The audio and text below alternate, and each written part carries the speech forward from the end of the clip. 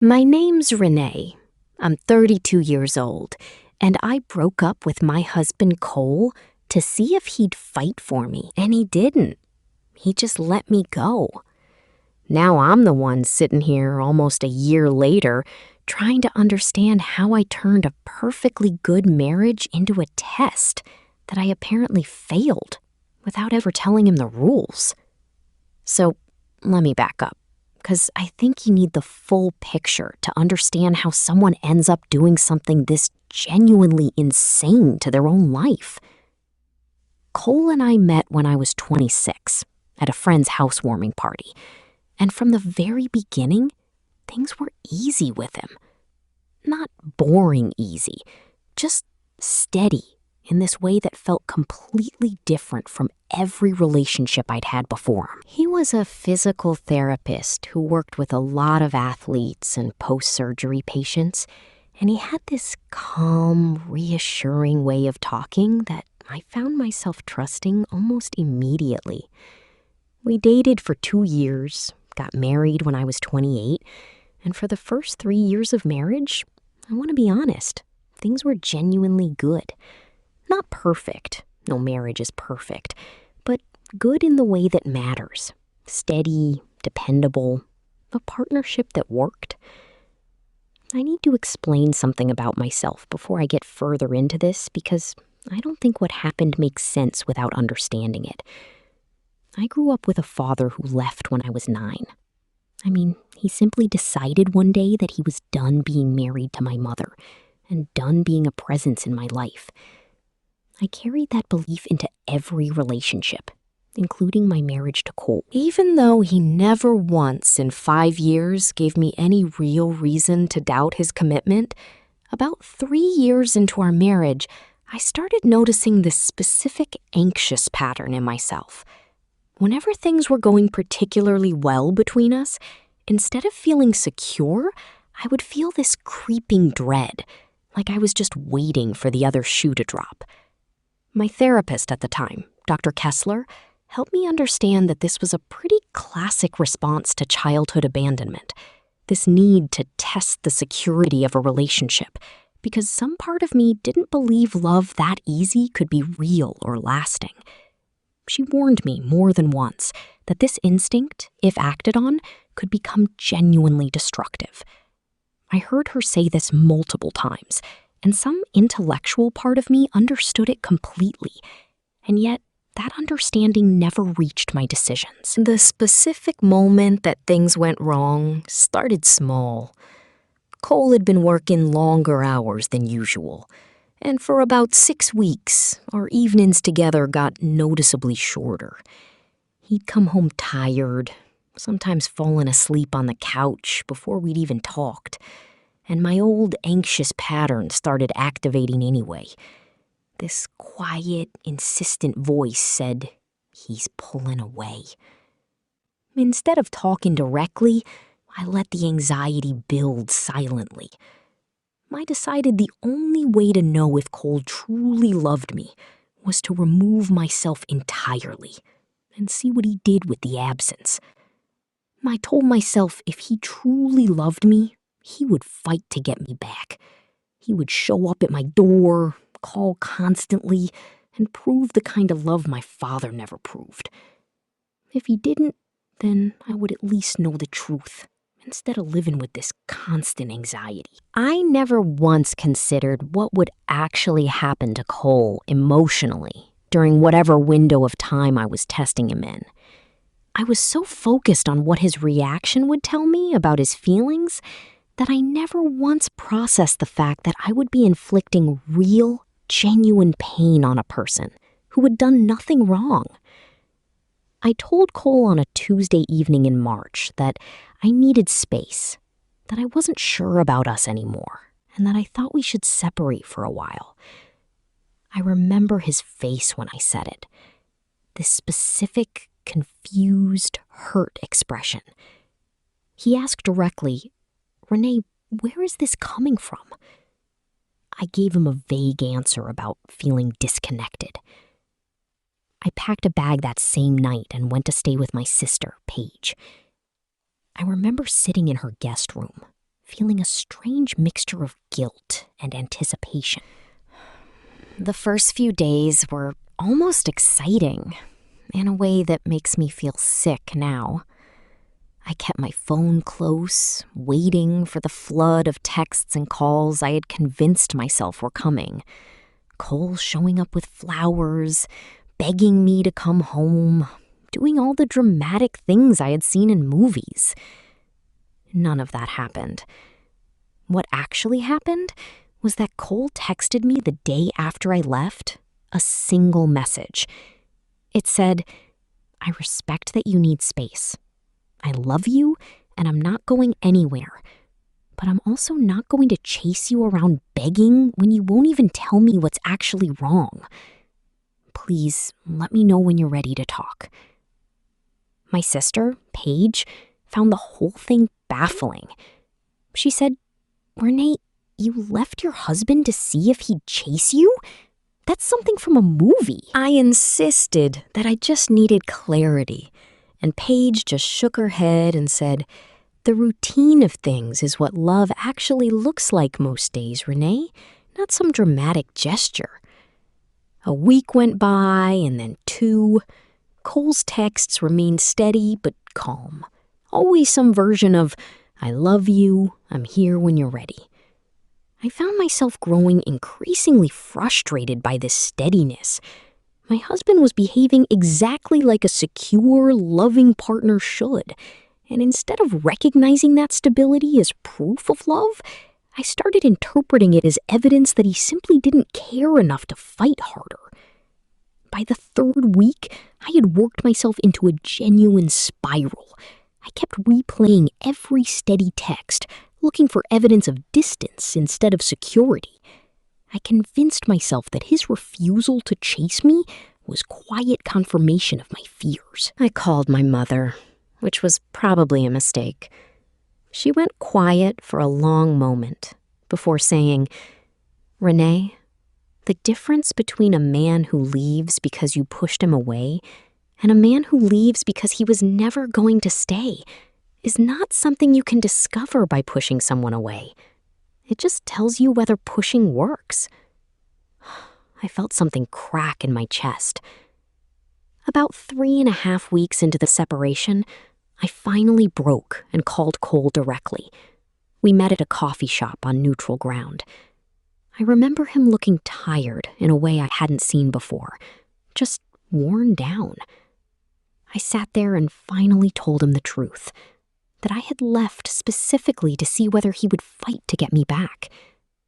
I watched his face change from confused hurt into a specific kind of disappointment. He was quiet for a long moment after I finished.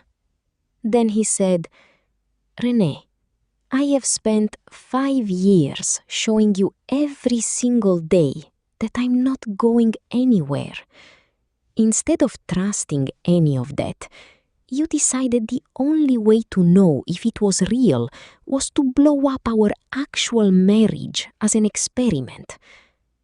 For the last 3.5 weeks, I have been walking around wondering if my wife just stopped loving me, and it turns out I was just a subject in some test I never agreed to."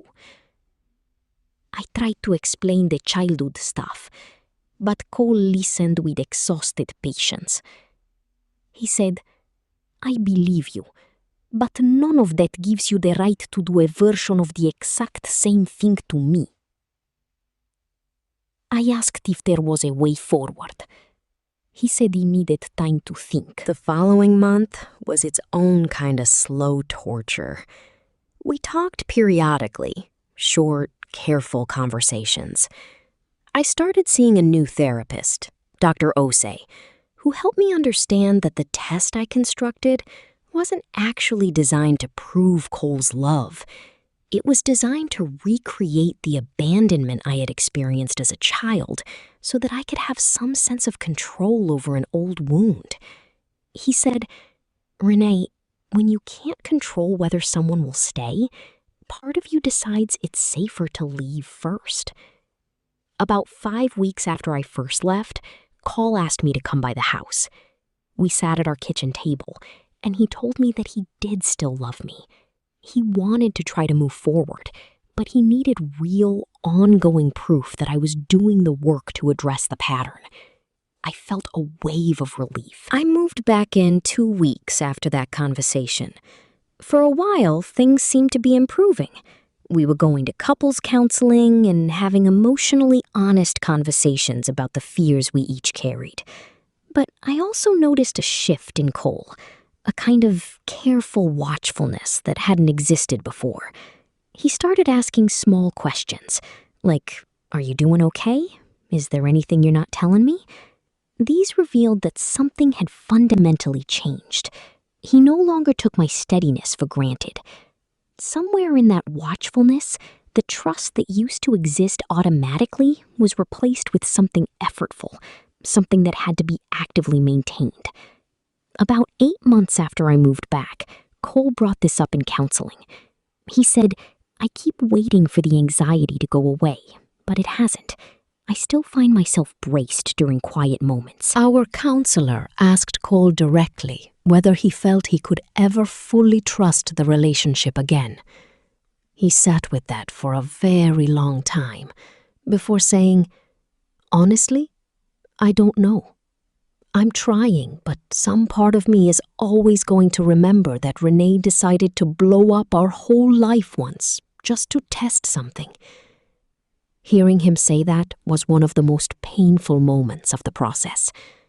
I had convinced myself the reconciliation was proof we had fixed things. Instead, I was hearing that the fundamental sense of safety between us might be gone for good. The months that followed were different. There was a specific quality of carefulness, a walking on eggshells that went in both directions. We were both performing a version of okay for each other that wasn't quite fully true. I remember a moment about 10 months after I moved back in that was the beginning of the real end. We had a minor disagreement about a wedding invitation. Cole said something that stopped me cold. "I just need you to talk to me instead of going quiet, and I need you to promise me you're not going to just disappear again if this gets uncomfortable." I felt the sting because we were arguing about something small, yet the shadow of what I had done had attached itself even to this. I realized with sinking clarity that the damage might not be something time would heal. It might just be something that lived quietly underneath every disagreement, a permanent asterisk attached to every hard conversation. We tried for another few months, but we both started recognizing the safety was gone. Cole finally said it directly, about 13 months after everything started. Sitting at our kitchen table, he said, "Renee, I don't think I can keep doing this. I love you, but I don't think I can spend the rest of my life quietly bracing for you to leave again." I sat there feeling hollow devastation because I couldn't argue he was wrong. I had spent 13 months watching him try genuinely to rebuild something I had broken, and some fundamental piece simply hadn't survived. We separated for good a month later. The divorce, when we finally filed, was amicable in an exhausted way. I remember thinking how strange it was that the legal ending was so much calmer than the emotional one. All the real damage had happened long before any paperwork caught up to it. I continued therapy with Dr. Osei, replaying the entire arc of what happened. I kept landing on the same realization. I had taken the one relationship in my adult life that had proven my childhood fear wrong and used that steadiness as the testing ground for a fear that had nothing to do with him at all. About a year and a half later, I heard that Cole had started seeing someone new, named Inez. They had met through a colleague and had been together for several months, quietly. I looked her up, and she seemed warm and grounded. In photos that included Cole, he looked lighter than I remembered him looking, even in our best years. Like some specific tension had finally been allowed to leave his body once and for all. I saw a photo of them at an outdoor farmer's market, laughing. Cole's arm was loosely around her shoulders, and there was an unguarded quality to his expression that I don't think I ever actually saw directed at me. I understand now that some part of me had been quietly testing the ground beneath us long before I ever consciously decided to test it directly. I ran into Cole once, by accident, 2 years after the divorce, at a pharmacy. He asked how I was doing in a careful, polite tone. He mentioned Inez as a simple, settled fact. I told him I was happy for him, and I actually meant it, even as saying it out loud ached. He said, "Take care of yourself," and turned away. I stood there with a cleaner, quieter grief. I still see Dr. Osei periodically. He asked me recently if, given the chance to go back, I would do anything differently. I told him I would simply tell Cole the truth that night. "I've noticed you've been more distant lately, and it's bringing up old fears." Dr. Osei said that's growth, but I must have compassion for the scared younger version of myself, or accountability just curdles into punishment. I've thought about that a lot. For a long stretch, I believed I deserved to be miserable indefinitely as penance. It took real work to understand that staying stuck wasn't honoring Cole.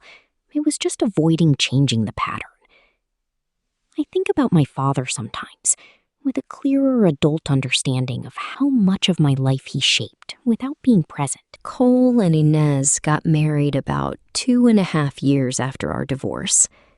I sat with that news, feeling a complicated grief that Cole had built a new chapter of stability on the other side of something I had broken. I understand now that his first text to me was exactly what real, secure love looks like. Steady, honest, and unwilling to be manipulated into performing panic for someone else's reassurance. I had been too deep inside my old fear to recognize the proof standing right in front of me.